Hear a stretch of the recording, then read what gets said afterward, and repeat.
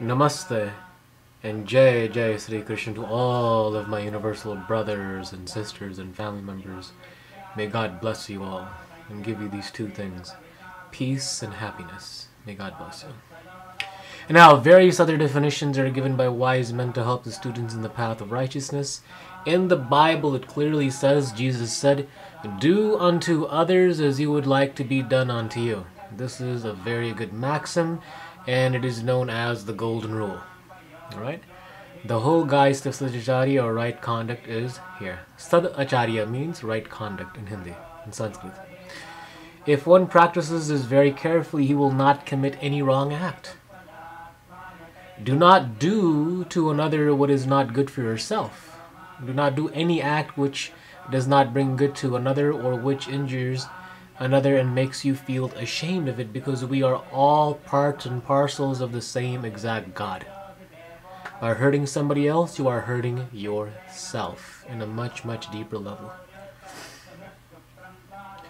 Do that act which brings good to others and which is praiseworthy. I'm going to instill that and drill that into your mind is, how can you be a role model for yourself?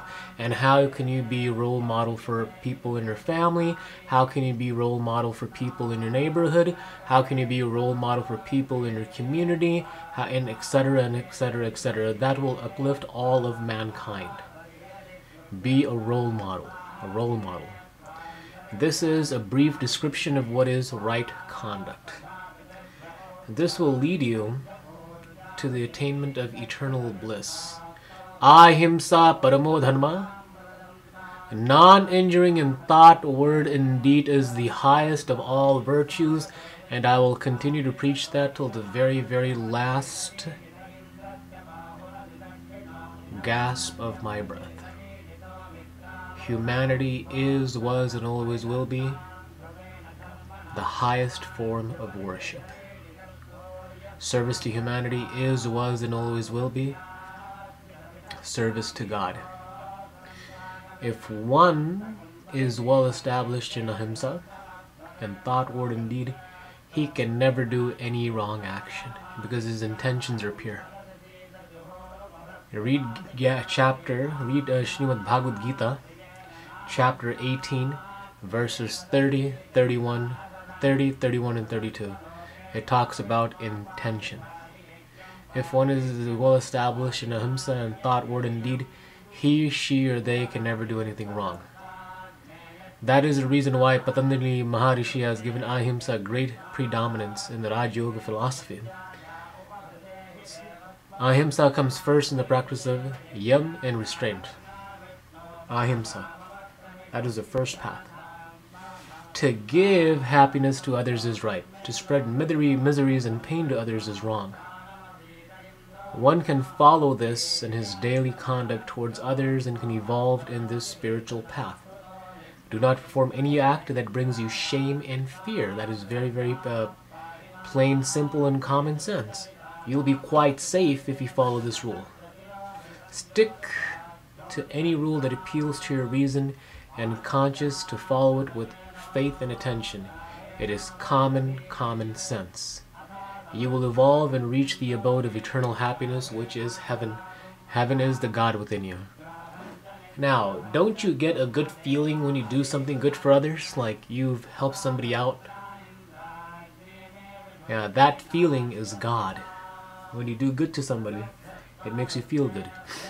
That work which gives elevation, joy, and peace to the mind is right. And that which brings depression, pain, restlessness to the mind is wrong. You know why? Because your conscience will haunt you. Your conscience is God. Your conscience is God. Your conscience will haunt you. This is an easy way to find out what is right and what is wrong, your inner voice. Your consciousness, we all have that. Even atheists have that. And I also consider atheists to be Hindu as well, if they follow right conduct. They all have consciousness. Because there are a lot of atheists out there that do practice humanity. It is the God within him that is telling them to practice humanity. Anytime you do something good for others or to others, it is the God within you that is telling them to do good. One can follow this in his daily conduct towards others and live a very spiritual life. That work which brings elevation, joy, peace of the mind is HARE. This is an easy way to find out what is right and what is wrong. That is that which helps you in your spiritual progress is right, and that what hinders your spiritual progress is wrong. That which leads you to the self is right, and that which leads you separate from the self is wrong. That which is in accordance with the injunctions of the Holy Scriptures is right, and that is what is against the Holy Scriptures is wrong. To work in accordance with the divine will is right, and to work in disharmony with the divine will is wrong. Binu satasanga vivekana hoi ram kripa bina sulabana soi. Without right company, without right actions, you will not know the difference between right and wrong. William Shakespeare, you have all heard of William Shakespeare. William Shakespeare himself said, "Show me your friends and I will show you who you are." Show me your friends and I will tell you who you are. Those are the words of William Shakespeare. A great poet, playwright, and philosopher as well. Okay. Do good to others, to serve and help others, to give joy to others is right in the path of others, and to give pain to others is wrong. Plain, simple, common sense, to the point. Why is charity right? Because it is conformity with the law. Do charity. Do charity. Do nishkam charity. Help. But do not seek any fruits in return. Why is stealing wrong? Because it is against the law. Thou shalt not steal. You'll go to jail, etc., etc., etc. Why is it good to help a man when he is in trouble and difficulties? Because it will refine and ennoble your character. It'll uplift your spirit. And it'll gear your mind towards helping humanity.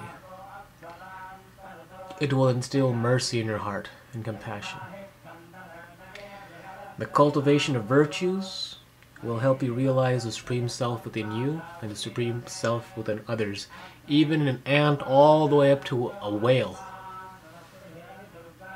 Why is it bad to kill any being? The end is unworthy. It will corrupt your character. It will reduce you to the level of ants and other forms of organism. And suicide, unfortunately, has the same exact concept. Suicide is just as bad as taking someone else's life. That is why it is very important to harbor positive thoughts. Harbor positive thoughts. It all begins with thoughts. Again, treat unwanted thoughts like unwanted guests. As soon as an unwanted thought enters your mind, as soon as it even pokes at it, an unwanted thought, acknowledge it. Acknowledge it, then let go. Let go of it. Acknowledge it, understand that it's there, and own up to it that it's your thought. Analyze it, and then let go of it. Treat it as an unwanted guest. I know I've said this many times. Treat unwanted thoughts like unwanted guests. For example, if someone were to come to my house and he or she was rude and obnoxious, I would have no other alternative but to tell him or her to leave. You know, there's the door, please leave. And if they continue to be obnoxious and rude and, you know, very disrespectful, you know, and if they do not leave, I'll have no other alternative but to call the police and have them removed from my premises. The same way you treat unwanted thoughts. You treat unwanted thoughts like unwanted guests. May God bless you. Always be in the path of righteousness. Thank you very much for viewing. I appreciate the comments. Thank you. Please email me. My email is at supremelordkrishna@yahoo.com. It's in the description box.